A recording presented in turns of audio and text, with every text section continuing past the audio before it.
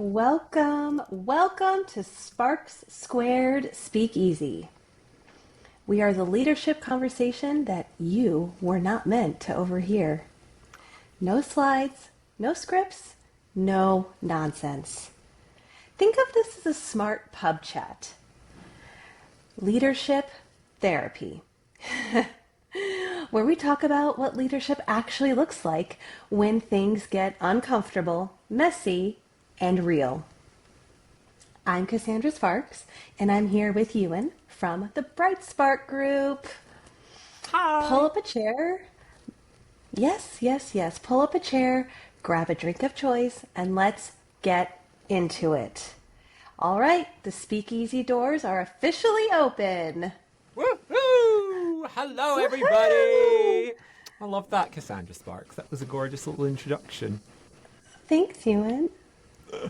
Welcome. How's your Friday going? Excellent, thank you. How about yours? Mine is just going great. Really good. I have had a very busy morning, and I'm so happy to be here. This is like the little light in my Friday now. I enjoy it. I've had some exciting meetings with some exciting people, and I am very excited about the fact it's Friday. Yes, absolutely. I'm sure many of our leaders can agree with you on that. Absolutely. So what we got planned for today? What we're going to do for our Speakeasy? Today in the Speakeasy, we're going to tell some stories. And we're not just going to tell the stories, we're going to uncover this hidden meaning behind stories. Because as a communication expert, I know that words matter. The stories we tell and the way that we tell them matters. So if we tell a story with a specific turn of phrase, a specific tone, a specific attitude, it will convey differently than if we were to, let's say, just be raw and really frayed edges about it. So we're both going to share a story that we tend to tell, and then we're going to unpack it and see what's underneath it and ensure that it is, in fact, telling the story we want to tell. I love that. Yeah, I think as communicators, and I'm sure there are many leaders that are out there who do this all the time, right? Like we have our little stories that we tell. We do it with a purpose, but maybe that purpose isn't explicit. But it's a good story, and we feel it connects with the audience. So I'm excited. I can't wait to hear your story. Are we going to rock, paper, scissors for it? Or given that you did such a great introduction, are you going to make me go first? Why don't you kick us off? Because I love your story. I'm so excited to hear it. Okay. So when we were talking about this, we kind of were discussing like what sort of stories we tell each other or tell our audiences. And the story that came to mind for me is a story that I tell a lot, and I'm sure there's many people out there who have heard it many times before. But it's my story that I tell during any sort of like leadership development training or customer service trainings or train the trainers. And it's kind of the story of how I got to where I got to, because it is a little bit of an unusual story in that I was never really meant to be here. I was definitely not the kid at school that the teachers were like, this kid's going to go far. He's going to go places. So I think I realized that pretty early on, that was never, the teachers were never my audience. And I think it was because I just was never academically good at anything. I was just not an academic kid. I wasn't a good studier. I didn't like to practice things. My parents always remind me frequently that I went to piano lessons for 11 years and didn't even pass one single exam because I just sat and chatted to the piano teacher for 11 years. The worst investment of their life. I couldn't play a tune. I couldn't hold a tune on a piano to this day. So I think early on I realized that I had to find my way. So I had to always tell this story to audiences when they're first meeting me about how I kind of got into hospitality and why I got there. And I always had one dream. as a child, and that was to be a chef. I don't know why. I think it was because I grew up with my Italian grandmother teaching me how to cook, and my gran, who I don't think will be watching this. I can safely say that, but she if she does, you were my inspiration. But the problem that I had was that I think I spent a grand total of maybe 2 hours in a kitchen when I was 13. And managed to convince a restaurant in St Andrews in Scotland to hire me as a pot washer. And I lasted about 2 hours before I got fired. And it was predominantly because I talked too much in the kitchen. And the chef was having none of it. Like, get Too much out. chatting, not enough washing. Yeah. And I remember after being fired from this job that I went and sat down in the restaurant and waited for my mum to come and pick me up, because of course I didn't drive. I was 13 years old, so she was coming to pick me up after this shift that I got fired from, and I didn't realize that I wasn't necessarily meant to be clearing tables as a 13-year-old in a fine dining restaurant, but I think I must have been trained really well by my Italian grandmother. So I toddled and started clearing tables while I was waiting for my mum to come pick me up. And there was a lady there who I always to this day, and if anybody knows this lady, I would love to reconnect, because she was a huge part of my career, and she will have had no idea that it was the case. Her name was Anne. She was kind of the floor manager adjacent. She was in charge. And when Anne was on shift, you knew she was in charge. She was she was phenomenal at 2 things, smoking and drinking. But we had the most fun. And she just took me under her wing after seeing me just take the initiative to go and clear some tables.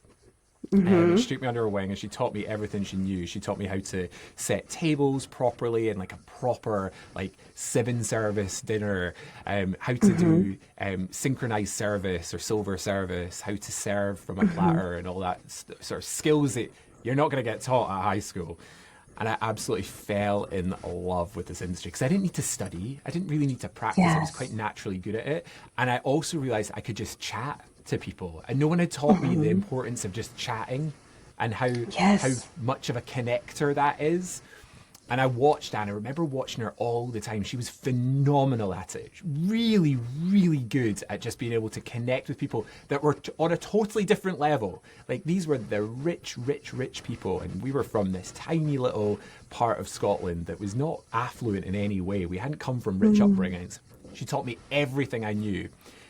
Anyway, the story goes, and I got the bug, and I continued in the hospitality world, and I went on to manage hotels and restaurants and bars, and I then went to the cruise line industry and the casino industry, and there's lots and lots of great things, and I'm so genuinely grateful. Firstly, for the chef and the owner of the restaurant. His name was Ian Smith. Ian firing me on that first day, but then being willing enough to allow me back into his restaurant for Anne to teach me everything she knew. And I genuinely wouldn't be here if I hadn't had that experience. And I tell that story. Talk about gratitude. Yeah, right. Well, I am grateful, because I would never have got to that place if somebody hadn't gone, who's this mouthy little kid that's clearing tables at our fine dining restaurant? Anyway, so it was for I never made it as a chef, and to all the chefs out there, because I know there'll be a few watching, I bow down to you, because I couldn't do it. That is a lot of pressure, and it is a job that is very not thanked enough for what you do, but I certainly tried, and I worked in every job in the kitchen. I could run expo on the other side of the line, but ask me to go to the kitchen side of the line where the food's being cooked, there's not a chance I would be able to do it. I would sink. So anyway, we were telling stories because it is about the hidden meaning and the hidden depth, and I always tell that story firstly because it's fun and it's funny and it gets a bit of a laugh, and you can kind of see the visual of this little child running around a fine dining restaurant clearing tables, being all mouthy. Little lad. A little lad, a wee chap. A little lad. And I tell it because I think there's power in being okay being in the wrong place at the wrong time, or the wrong place at the right time. The wrong place at the right time. And I was, it was luck. It was pure luck that's how my life kind of panned out. And I want to tell that story to my audiences because I want that person that's in the room that thinks, this isn't for me, or I'm not meant to be here, or I might work in a 5-star hotel, but I've never been to a 5-star hotel myself. Like that you are at the start of what could be an amazing journey if you just learn the key basics of how to do it. I always tell people that you don't need a diploma or a degree to be able to do hospitality and do it well. You just need heart, and you need some interpersonal skills. And the joy about interpersonal skills is even if you don't have them, you can learn them if you're willing to learn them. And fake it till you make it. So I love telling that story, and I love sharing it with people, and it's always inspiring when I hear other people come up and tell me that they had a similar start to me in the industry and where they've taken that career. So that's my story, and I love telling it to people. I will say, like every good story, it has its embellishments every now and again. I like to I like to make it more dramatic every time, but it's still to the core. It's true, and it's exactly the story I will tell to my dying day. So there you go. I love that. That's beautiful. Thank you for sharing. Oh, I like that story. I think it's fun. I think it just paints a picture of me, and I've not changed much. I'm still the cheeky chappy who talks too much. So there you go. Oh, we just adore you so much. Oh, so well, that's much. so sweet. I adore you too. So come on then, Cassandra Sparks. Spark us with some storytelling. This was 2023 in Charleston, South Carolina, in my tiny little apartment. This is the first time I had lived alone since 2009. Okay? And I found myself faced with a challenge. See, I needed a new mattress, so I bought a new mattress, and it's a Mama Jamma. It's beautiful. Thick, really thick, with lots of layers. She's heavy. She's a dense gal, which is great. And then it came time for me to have to, like, twist and rotate the mattress. And I was like, oh my goodness. How am I going to do this? There's nobody here to like help me on the other side. This thing is enormous and heavy. And I was like doubting my ability to do this and like kind of freaking out. Now, if anyone has ever seen me in a sleeveless top, you know that I possess plenty of physical strength. Okay? Yeah. Like your girl's got guns. Okay? So the physical strength wasn't the problem. This kind of block that I had was, I've never really done this by myself before. How can I make this work? And how can I do it without like knocking over my lamps and, pushing my nightstands out of the way, because it was a small space. So I gave myself a little pep talk. I said, Cassandra, you are strong, you are smart, you are resourceful, you can figure this out. Okay, so I'm starting to sweat a little bit at this point and, getting myself amped up and ready to go. Strip the bed, so I can really, get at because it turns out there are like little tiny handles sewn in. So that was nice and helpful. So that's a bougie mattress. It is a bougie mattress. It is. She's fancy. She's a fancy dense girl. And so I finally get my hands on the handles, and I'm like, okay. And I just slowly start to like drag it across my box spring. I'm like praying that my box spring has no little splinters sticking out and it's going to puncture the mattress. So anyway, I get it a quarter, and I'm like, oh, okay, we're halfway there. Now granted, the mattress is like not at all in the right position. It still has another quarter to go before we're there. And all that to be said, I finally got it rotated to the, what would that be, 90 degrees? 180? 180. It was a 180. This is maths. I got it to the 180. We're approaching into maths territory. I know. We've talked about that you and I are not maths folks. So, yeah, I got it to the 180, finally got it rotated, and I was, like, so proud of myself. And I tell that story because as a motivational speaker and a boldness coach, I often talk about bold choices and how there's a spectrum of boldness. There's really small, bold choices, or the beginner bold choices, and everything to the bold AF choices, and then everything in between. So I often like to remind folks that bold does not have to be big. Now, this mattress was big, but the act of rotating it is not a big choice. It's not a big deal. The bold choices that I made, however, were believing in myself, which is bold, to have belief in yourself, and to trust my instincts. So bold choices can take so many different forms. And the act of taking that risk for myself and believing I could do it was bold. And folks can put it anywhere on that spectrum, wherever they'd like, wherever it fits for them. But it wasn't this huge, like, life-changing thing. It was just something that had to be done and that I had never done before, and overcame that fear and felt really, really good about it afterward. I love that. I'm going to have to find a way of using this. So if anybody's on a call with me for the rest of the day, then you're probably going to hear me say this. I love that phrase of bold doesn't have to be big. It's amazing. That's right. What a brilliant turn of phrase. Thank you. We often hear about, these bold choices, and sometimes they are huge. Like, I have a catalog of insanely big, bold choices that I've made, and they're wonderful too. I moved to Charleston by myself, knowing no one, built a business from the ground up. That's bold AF, AF, AF. And the choice I imagine there were a to... few FFFFFs there. There were several Fs. There were multiple Fs. But a choice to take yourself out to lunch and not look down at your phone, pretending there's an emergency text that just came through, but really just sitting with your own company and enjoying your own company. That is bold, very bold.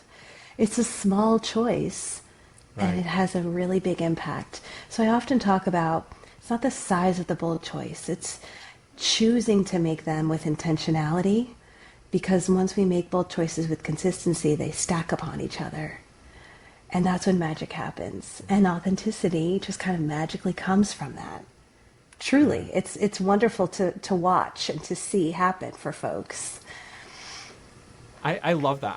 I have a really bad obsession with people watching. Like, it's chronic. Like, it really is a tough thing to have to bear the burden of. But whenever I find it fantastically wonderful to go to a restaurant or a bar or an airport, yes, and just sit.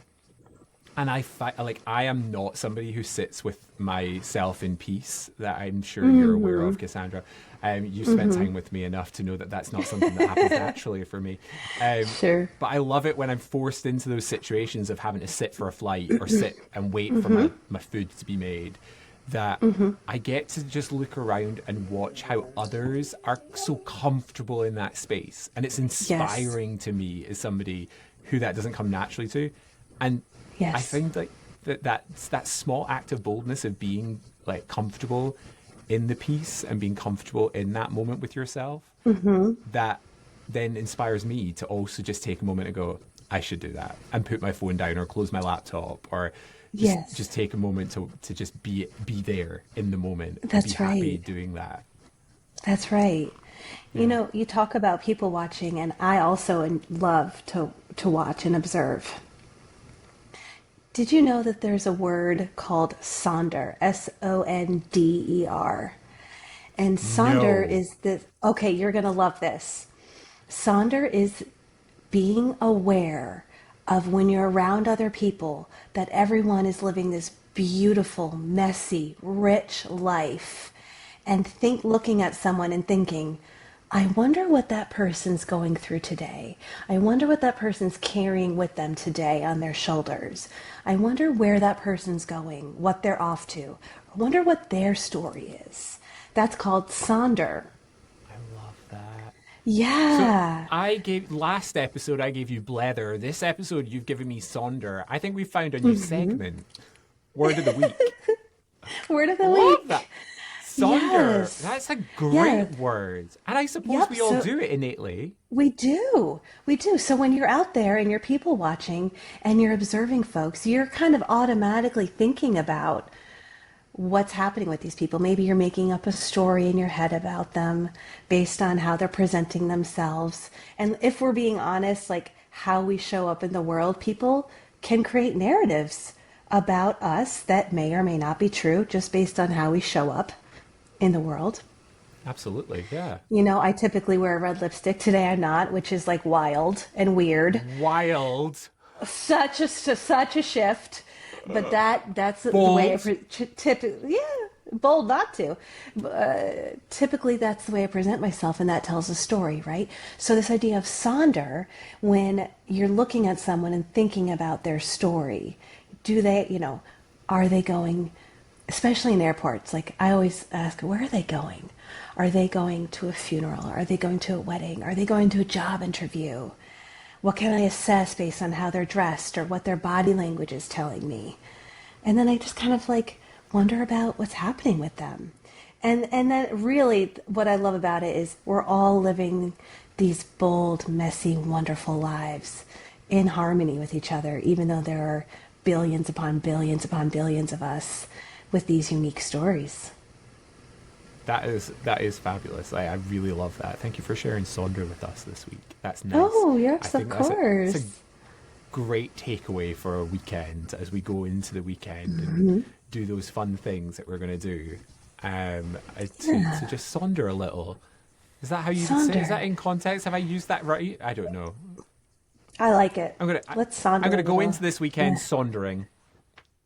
Yes, right, because it really just, I think, allows us to tap into humanity again, right? Absolutely, yeah. We can look down at our screens and think that's being connected, but is it? Is it really? Right? Whereas if we're in person and we're kind of like making eye contact with folks and giving them a smile, friendly smile, and whether or not we chat at them is irrelevant to Sonder. Sonder's more of an internal process of connecting humans to each other. Human I think experience.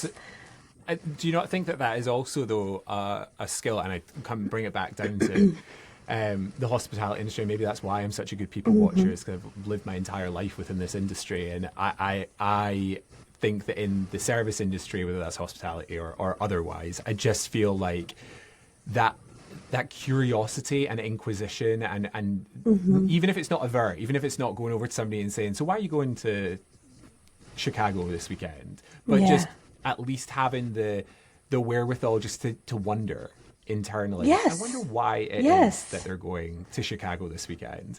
Exactly. Allows us that almost sense of just bringing everybody back down to a human level and not being a burden or being a like they're just a receipt number or they're just a room Exactly. number, but being willing Exactly. to sonder a little and realize that there's more going on behind the curtain than they let on. Love I that. love that. I love the way you connected that to hospitality. That's such a brilliant and accurate assessment of how Sonder can play in the hospitality industry. So before we close the speakeasy doors, Ewan, let's each just reiterate what our takeaway of our story is, and then I'll give us the close.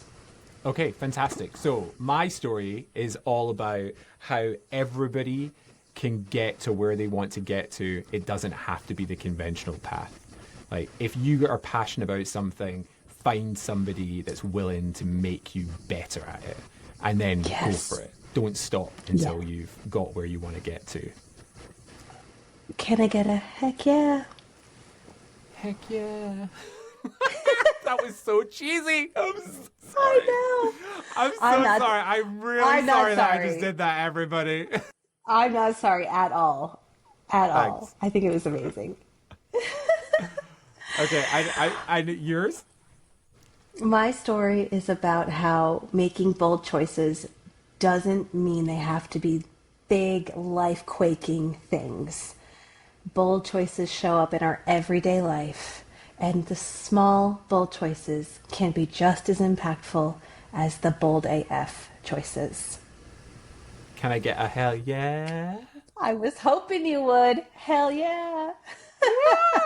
I think we found our catchphrase, everyone.